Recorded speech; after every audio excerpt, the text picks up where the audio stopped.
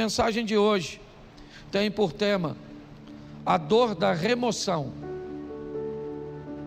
Remover algo ou tirar algo de nossa vida que nos oferece algum benefício é muito desafiador. E todas as vezes que a vida, que Deus se predispõe a agir na nossa vida,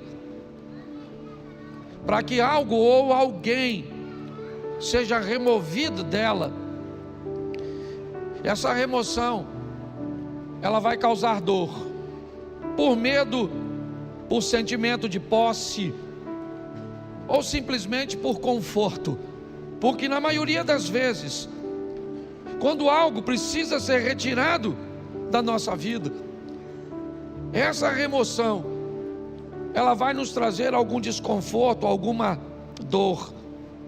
Porém, nós precisamos entender que depois que sai da nossa vida aquilo que tem que sair, só então estaremos prontos para avançar para a próxima fase. Quando nós somos capazes de entender isso, fica mais suave, menos doloroso ver pessoas partirem, ver empregos ficarem para trás, ver situações cujas quais achávamos vantajosas, expressivas e significativas partirem. Às vezes sequer elas ficam por muito tempo, porque não é o nosso destino, é apenas uma fase da nossa vida. Quando a vida vai tirar algumas coisas de nós, e ela precisa tirar, e é isso que eu vou te mostrar em 3 exemplos, nós precisamos estar preparados para lidar com essa dor da perda, da separação, com a remoção, né, de algo ou de alguém que precisa ser retirado da nossa vida, porque senão nós não vamos transicionar de fase. Há quanto tempo você não muda de fase na sua vida? Há quanto tempo coisas ruins não acontecem, mas também não acontecem coisas boas? Quando você vive num dinamismo, é lógico que nem sempre coisas boas vão acontecer. A dinâmica da vida traz consigo coisas ruins, mas coisas boas também acontecem, e nós vamos vivendo e crescendo, evoluindo. Mas se nós não soubermos lidar com essa situação, nós vamos ter problemas. Eu tenho que entender isso. Nós não podemos ficar vivendo, né, a mesma estação o tempo inteiro. Então aconteceu, tá bom, foi bom ou foi ruim, passou, eu tenho que estar pronto para a próxima fase. Quando não lidamos muito bem com isso, nós podemos ter sérios problemas. E o primeiro é o pai da fé, Abraão. Presta atenção nesse texto aqui, coloca Gênesis 13, verso 14. Gênesis 13, 14, dá uma olhada.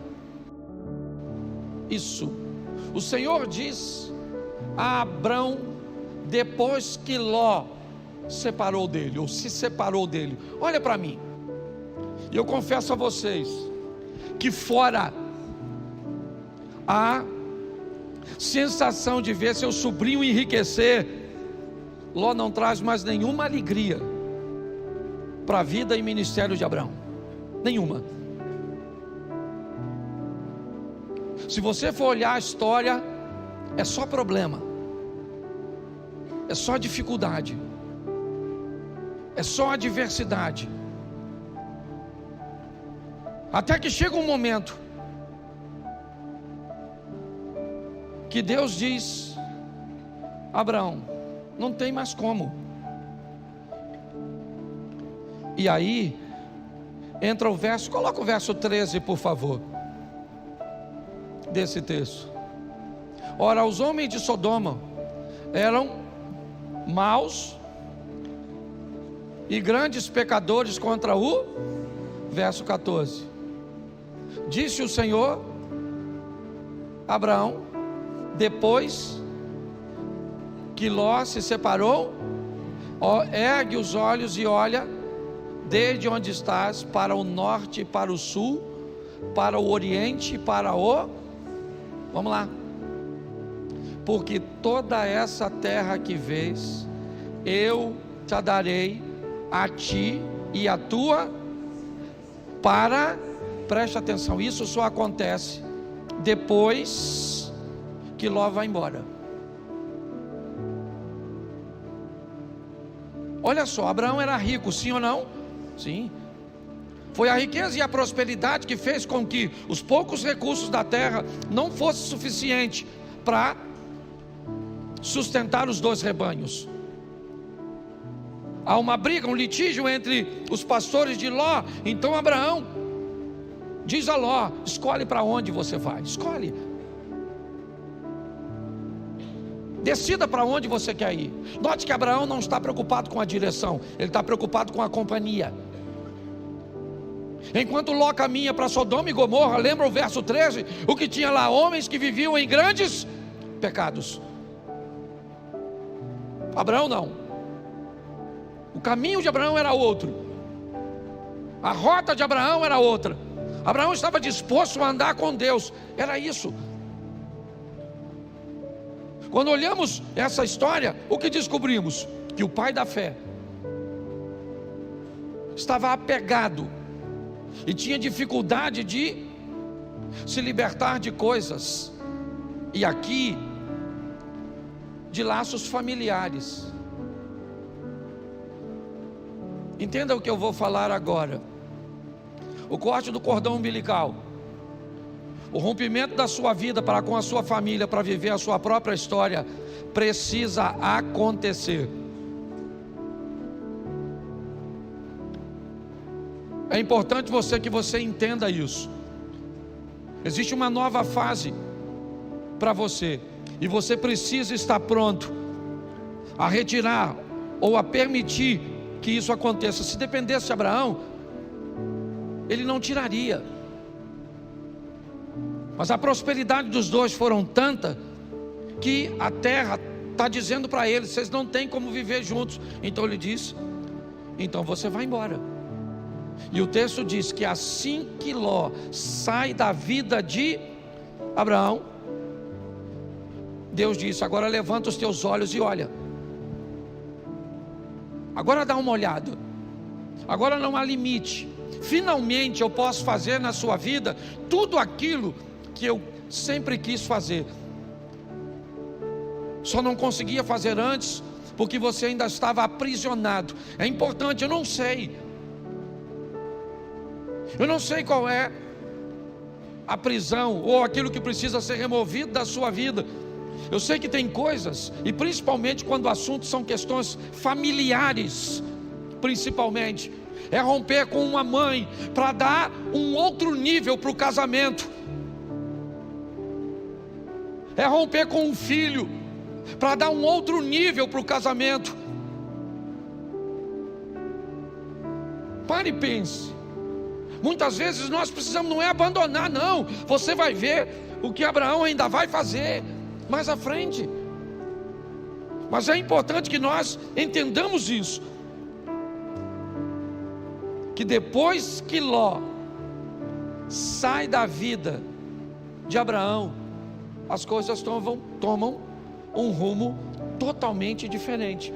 Então, por mais doloroso que seja, esteja pronto para viver essa remoção. Deixa eu usar a segunda, que eu não posso deter muito tempo. Jonas 1,15. Jonas capítulo 1, verso de número 15. Levantaram Jonas e o lançaram ao mar, e cessou o mar da sua fúria. Preste atenção, um barco está para afundar, e Jonas está nele. Qual é o problema da tempestade? É Jonas.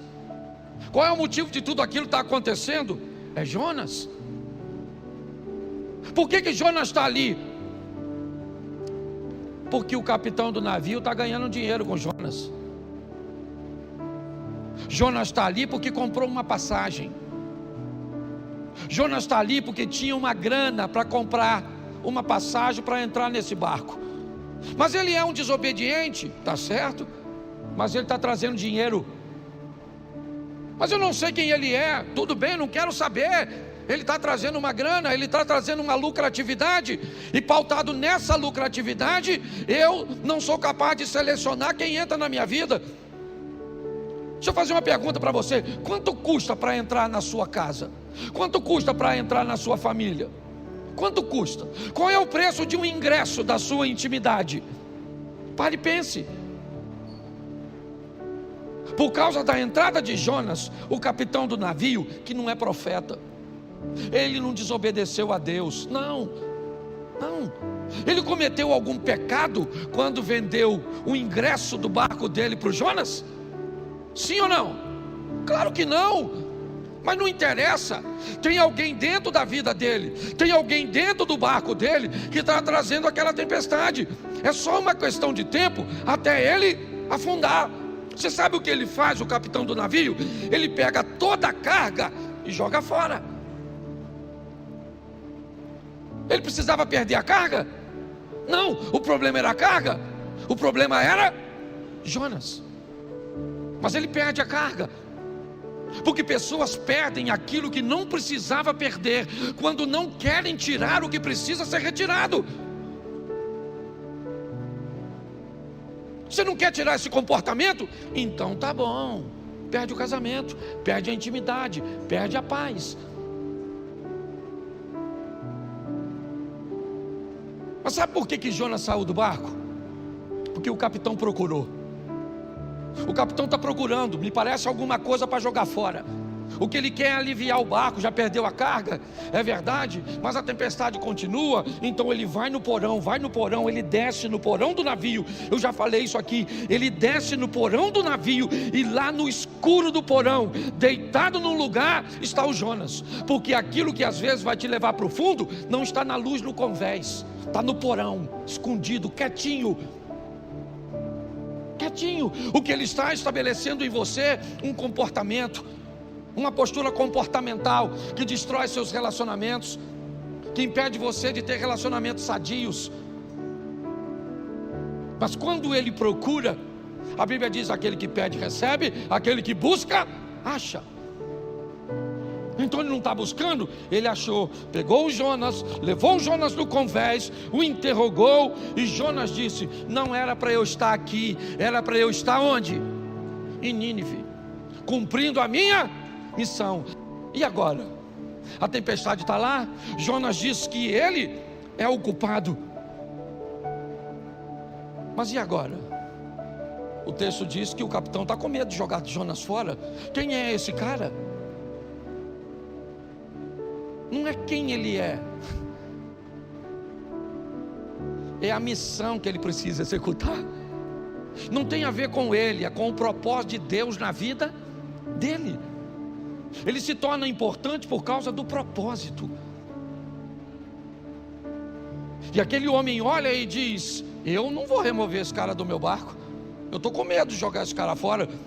Ou joga esse cara fora e, não quer jogar? Então tá bom,